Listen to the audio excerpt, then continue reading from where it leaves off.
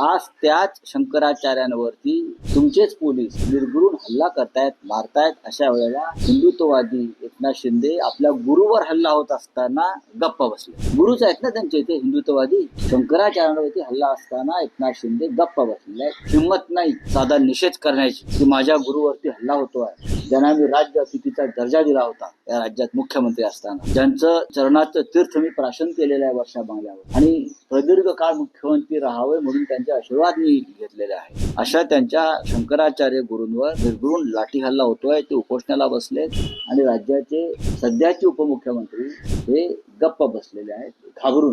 दुसरा एखाद्या राज्यात अशा प्रकारची घटना घडली असती तर शिंदेच काय, भारतीय जनता पक्ष सुद्धा तडा तडा तडा तडा तापलेला तव्यावरचा वाटाणा उडतो ना, तसे तापलेला तव्यावरच्या वाटाण्यासारखे तडा तडा उडले असते. फक्त मी समस्त अंधभक्तांच्या तोंगी हिंदुत्ववादी शिंद्यांसारखे त्यांच्या निदर्शनास आणून देत आहे.